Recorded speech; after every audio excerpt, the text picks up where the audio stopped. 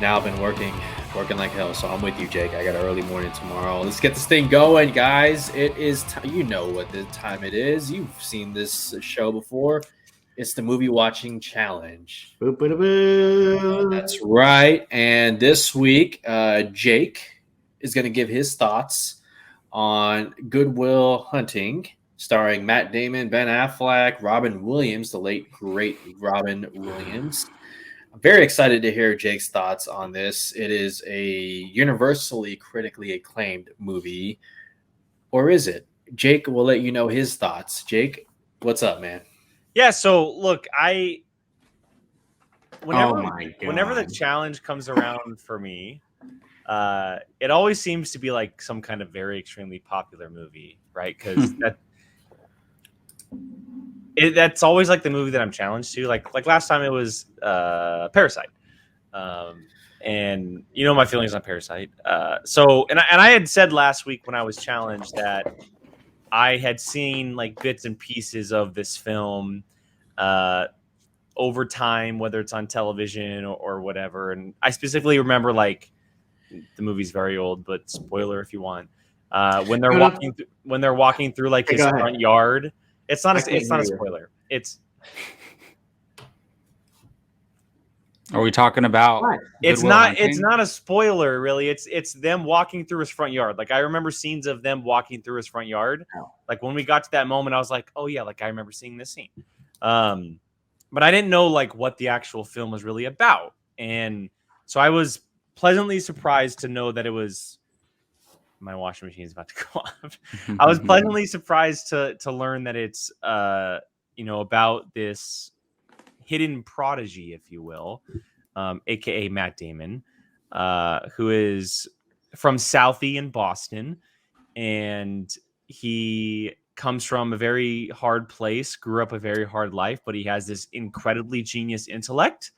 And there we go. Stellan Skarsgård's character kind of finds him, and they kind of go through this process that eventually leads them to Robin Williams. Ben Affleck co-stars with Matt Damon as his best friend. Even Casey Affleck's in there, which I had no idea was happening. And it's directed by Gus Van Sant, which I thought was a great addition because you don't see a lot of him. Obviously, back in the day you did, but I thought the film was very, very, very good. I thought it was a really, really well-crafted movie.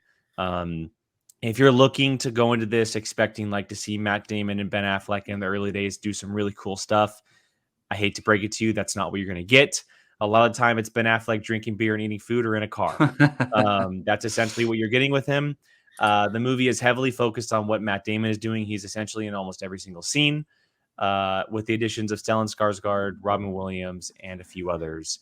The film is, what I saw is that the movie is written extremely well done. It is a very strongly written film, and that's what I've heard about for so long because it is written by Affleck and Damon. And they have not written a film since until they co-wrote The Last Duel, which came out this past weekend. So it was a whopping 20 plus years since they have written a film together. And it really does blow my mind that they just never got back into writing together. I don't know the exact reason why, but they were able to tackle something that a lot of films don't really tackle, right? Like because they have a personal perspective to this film. Ben Affleck, we know, is a very extremely hardcore Boston person.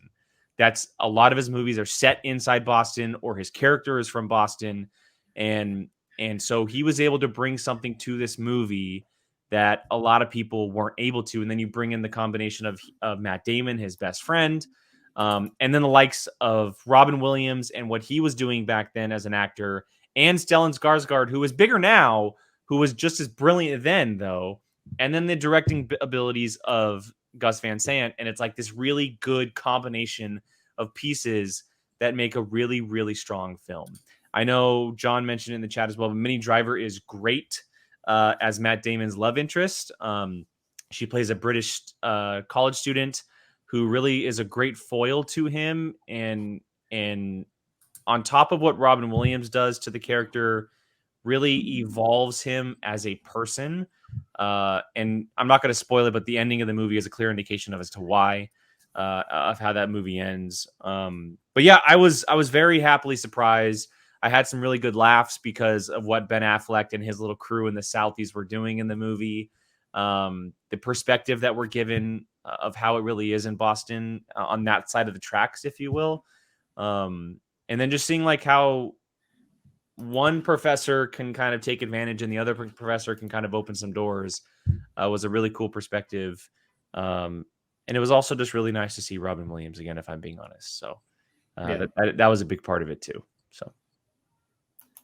All right, great recap by Mr. 1 for Jake 2. Berlin. Yeah, that's right. Yeah. Okay. Well, now we're going to get to the second part of our movie watching challenge, where Jake will reveal who he is challenging next. And again, the rules are very clear. He cannot challenge. I forget who is the last two. I can't challenge you or Brian. Me or Brian. So, what movie is Jacob watching? I'm just kidding. Let him know, Jake. I mean, you guys already know who I'm challenging, and for those who are watching, it was a very clear indication because I actually challenged Keith last time, so I'm challenging Jacob. I wasn't going to challenge Keith back-to-back times. I'm throwing a movie at Jacob, and it's funny. I've had a movie when we did challenge volume like 76, what we just got off of, where we each chose a movie for the poll and everything. I had a movie in mind that I've been wanting you to watch forever. And we put it on our list, and everybody said, whether they seen it or not. Nobody had seen it but me. But I knew that it was a Jacob movie. Well, I didn't pick that movie this time because there's a movie on the new list that we have. That fits perfectly with the theme of this week. And a specific director who has an incredibly big film that's coming out this week. So I am challenging you to the 2013 Denis Villeneuve's Enemy with Jake Gyllenhaal. Nice. And I think, and you can watch it whenever you want, obviously. I think you should watch it before Dune if you have the time. If not, I think it's totally fine to watch it afterwards. But this was the movie that really turned me on to him as a director. It was one of the first Denis films I saw. I think I watched it after I saw Prisoners because it came out the same year as Prisoners. Wow. But it was a very small film compared to what Prisoners was. And Hey, I saw Prisoners. You did see Prisoners.